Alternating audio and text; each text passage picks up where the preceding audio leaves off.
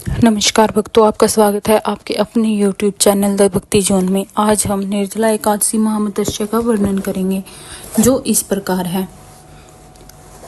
श्री भीमसेन बोले, हे पितामह, भ्राता युधिष्ठिर, माता कुंती, द्रौपदी, अर्जुन, नकुल और सहदेव आदि एकादशी के दिन व्रत करते हैं और मुझसे एकादशी के दिन अन्न खाने को मना करते हैं। मैं उनसे कहता हूँ कि भाई, मैं भक्ति पूर्वक भगवान की पूजा कर सकता हूँ और दान दे सकता हूँ, परंतु मैं एक एकादशी के दिन भूखा नहीं रह सकता। इस पर व्यास जी बोले, हे भीमसेन, यदि तुम नरक बुरा और स्वर्ग को अच्छा समझते हो तो प्रत्येक मास की दोनों एकादशियों को अन्न न खाया करो। इस पर भीमसेन बोला, हे पितामह, आपसे प्रथम कह चुका हूँ कि मैं एक दिन एक समय भी भोजन किए बिना नहीं रह सकता। फिर मेरे लिए पूरे दिन का उपवास करना तो कितना कठिन है।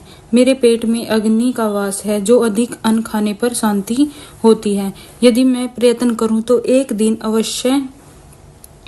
अवश्य व्रत कर सकता हूं। अंततः आप मुझे कोई एक ऐसा व्रत बतलाइए जिससे मुझे स्वर्ग की प्राप्ति हो।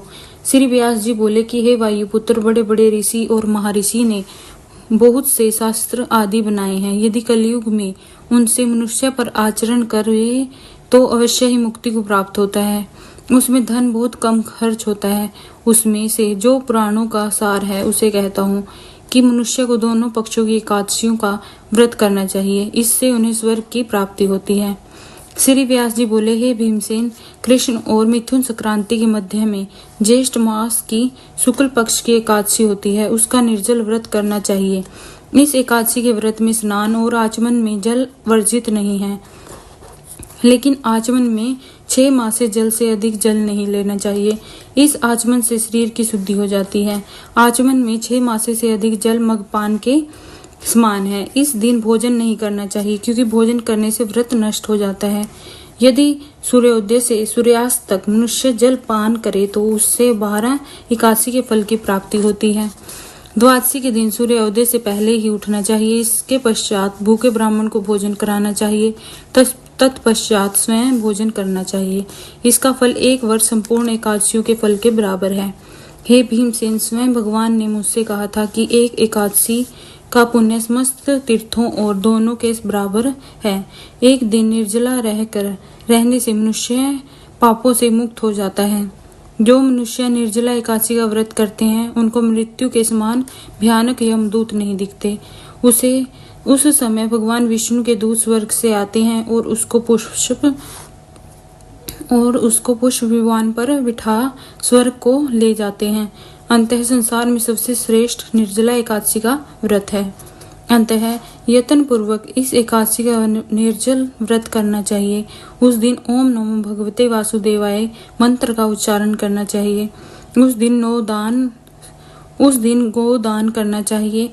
व्यास देव जी के ऐसे वचन सुनकर उसने निर्जला व्रत किया। इस एकादशी को भीमसेन या पांडव एकादशी भी कहते हैं।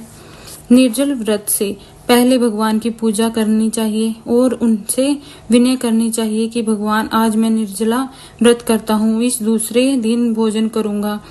मैं इस व्रत को श्रद्धा पूर्वक करूंगा, उससे मेरे सब पाप नष्ट हो जाएं। इस दिन एक बड़े वस्त्र से ढककर स्वर्ण सहित दान करना चाहिए। जो मनुष्य इस व्रत का पहर में स्नान आदि करता है उनको करोड़ों फल स्वर्ण दान का फल मिलता है। जो मनुष्य इस दिन यज्ञ होम आदि करते हैं उसका फल वर्णन भी नहीं हो सकता। इस निर्जला एकादशी के व्रत से मनुष्य विष्णु लोक को जाता है। जो मनुष्य इसी दिन अन्न खाते हैं उसे चंडाल समझना चाहिए। वे अंततः नरक में जाते हैं। ब्रह्मा, हत्यारे, मद्यपान करने वाले, चोरी करने वाले, गुरु से द्वेष करने वाले, सत्य बोलने वाले इस व्रत को करने से स्वर्ग को जाते हैं। हे कुंती, जो पुरुष या स्त्री इस व्रत को श्रद्धा पूर्वक करते हैं उनके निम्नलिखित कर्तव्य हैं। उन्हें सर्वप्रथम विष्णु भगवान की पूजा करनी चाहिए। तत्पश्चात गोदान करना चाहिए। उस दिन ब्राह्मणों को दक्षिणा, मिष्ठान आदि देना चाहिए। निर्जला के दिन अन्न, वस्त्र, छत्र, उपाहन आदि का दान करना चाहिए। जो मनुष्य इस कथा को प्रेम पूर्वक सुनते व पढ़ते हैं उनको स्वर्ग की प्राप्ति होती है। बोलो विष्णु भगवान की जय।